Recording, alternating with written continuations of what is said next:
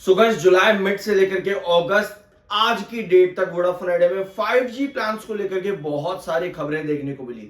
But इसके बावजूद भी लास्ट सेशन यानी कि इसी हफ्ते स्टॉक ने एक बार फिर से 660 को चेक किया। 660 चेक करने के बाद 690 से 720 के अपने कंसोलिडेशन जोन पे वापस जाने की कोशिश करी और गया भी 690 के ऊपर, लेकिन सपोर्ट और कंसोलिडेशन 690 पर नहीं मिले और लास्ट सेशन 660 ब्रेक डाउन कर दिया है और क्लोजिंग भी उसके नीचे दे दी है। जरूरत किस चीज की है? क्वार्टर वन की डेट भी कंपनी ने अनाउंस करी, लेकिन जरूरत क्वार्टर वन के रिजल्ट से ज्यादा बड़ी है फंड रेज पर कुछ इंपॉर्टेंट स्टेप और डिसीजन आना, जो कि अभी भी नहीं आया है। तो लास्ट होप और उम्मीद जो बनती है वो क्वार्टर वन से ही बनती है कि एटलीस्ट उस पर्टिकुलर डेट पर कंपनी फंड रेज को लेकर के कुछ डिसीजन दे।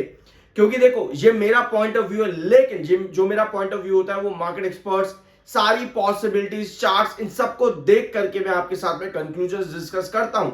और आपको पता है हम एक रिपोर्ट लगभग 17 जून से लेकर के आज की डेट तक डिस्कस कर रहे हैं। अकॉर्डिंग टू मार्केट एक्सपर्ट्स इस रिपोर्ट का मानना है कि अगर वोडाफोन आइडिया का फंड रेज डिले होता है तो भैया इंपॉर्टेंट सर्कल्स में, यानी कि जो टोटल 17 सर्कल्स की वोडाफोन आइडिया बात करता है, वहां पर वोडाफोन आइडिया का मार्केट शेयर गिरता देखने को मिल सकता है।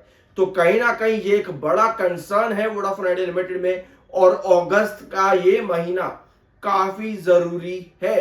फिर मैं आपको एक बार कह दूं, लगातार ये चीज हम डिस्कस कर रहे हैं वोडाफोन आइडिया, क्योंकि 5G की डेडलाइन अगस्त 2025 में 17 प्रायोरिटी सर्कल्स में।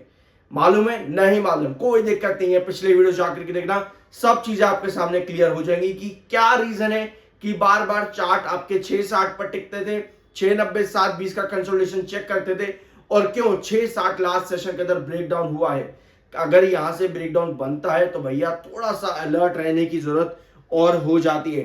तो जैसे कि मैंने वीडियो की शुरुआत में कहा, क्वार्टर वन की डेट कंपनी ने अनाउंस कर दी है।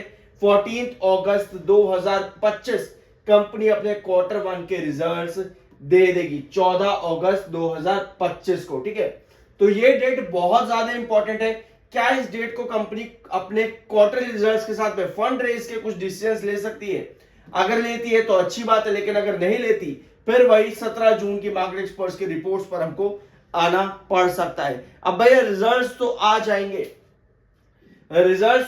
फंड रेज की जरूरत है, लेकिन क्वार्टरली रिजल्ट्स में वोडाफोन आइडिया के केस में सबसे ज्यादा जरूरत होती है आरपीयू की, कि भैया आरपीयू कहां स्टैंड कर रहा है। आपको पता है मार्केट एक्सपर्ट्स बहुत ज्यादा एम्फसाइज करते हैं वोडाफोन आइडिया के आरपीयू पर। और ऑल्दो अगर आप ईयर ऑन ईयर या फिर क्वार्टर क्वार्टर लगातार देखोगे ना, कंपनी का आरपीयू बड़ा भी है, लेकिन मार्केट एक्सपर्ट्स जैसे गोल्डमैन सैच, इनकी डिमांड्स वोडाफोन आइडिया से बहुत हाई है और इनका मानना है जो आपका 21 नवंबर 2024 को आरपीयू आया था कंपनी का, वहां से 160% इंप्रूवमेंट इनको चाहिए गोल्डमैन सैच भाई साहब को वोडाफोन आइडिया के आरपीयू में। तो भैया आरपीयू मेजर कंसर्न रहेगा आपके क्वार्टरली रिजल्ट्स के अंदर, जो क्वार्टर वन अभी आने वाला है। अपार्ट फ्रॉम दैट एक नेगेटिव न्यूज और देखने को मिली है इस वीकेंड के अंदर वोडाफोन आइडिया और बीएसएनएल में भी। मेन कंसर्न हमारा वोडाफोन आइडिया का है, तो वोडाफोन आइडिया के बारे में बात करते हैं। रिकॉर्ड हाईएस्ट कॉल ड्रॉप यहां पर आया है नॉर्थ ईस्ट रीजन में।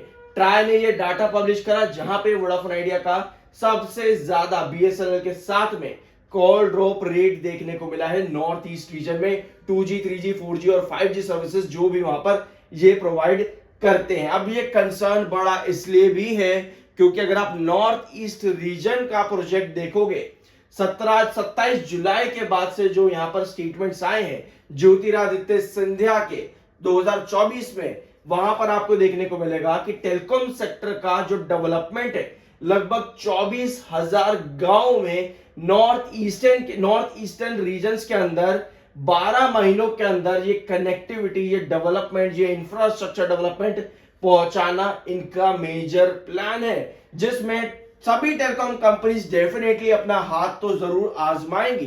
तो ऐसे में वोडाफोन आइडिया की तरफ से ये कॉल ड्रॉप का डाटा आना, और वो भी हाईएस्ट कॉल ड्रॉप का, कहीं ना कहीं एक बड़ा नेगेटिव कंसर्न भी बन जाता है वोडाफोन आइडिया लिमिटेड के अंदर। तो भैया वोडाफोन आइडिया अगर गवर्नमेंट के प्रोजेक्ट्स और प्लान्स के अकॉर्डिंग नहीं चल पाता है तो डेफिनेटली एक कंसर्न वोडाफोन आइडिया के अंदर यहां पर क्रिएट हो जाता है कि आखिर क्यों कंपनी का कॉल डाटा इतना खराब आया है, कॉल ड्रॉप रेट इतना ज्यादा आया है। तो ये चीजें अभी वोडाफोन आइडिया लिमिटेड में और टेलीकॉम सेक्टर के अंदर। अपार्ट फ्रॉम दिस, एयरटेल ने यहां पर मांग करी है सरकार से 40,000 करोड़ के इक्विटी कन्वर्जन एजीआर के 3 से 4% स्टेक कन्वर्ट किया जाए। ये मांग है भारतीय एयरटेल की सरकार से एजीआर के कन्वर्जन, वही कन्वर्जन जो वोडाफोन आइडिया ने भी किया 2 बार। तो भारतीय एयरटेल की भी ये मांग है सरकार से एक बार फिर से। बट इनकी इस मांग के अंदर एक पॉइंट ये भी है कि अगर दे देते तो अच्छा है, नहीं देते तो कोई बात नहीं, हमारे पास इतना कैश फ्लो एटलीस्ट है कि हम धीरे धीरे करके रीपे कर सकते। तो इतना कोई कंसर्न नहीं है भारतीय एयरटेल में। लेकिन ये अपडेट इसलिए भी जरूरी हो जाती है क्योंकि जब जब एजीआर का मुद्दा उठा है तो वोडाफोन आइडिया में छोटा सा पॉजिटिव स्टेप आता देखने को मिला ही है।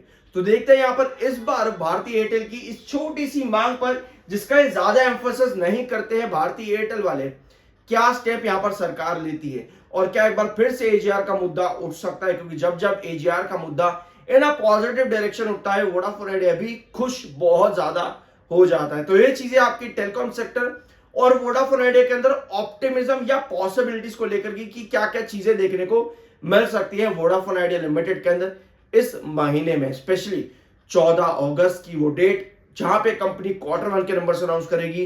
क्या कंपनी कुछ डिसीजन फंड रेज पर भी दे सकती है? कमेंट बॉक्स में आप चाहो तो अपना ओपिनियन यस या पर नो में शेयर कर सकते हो।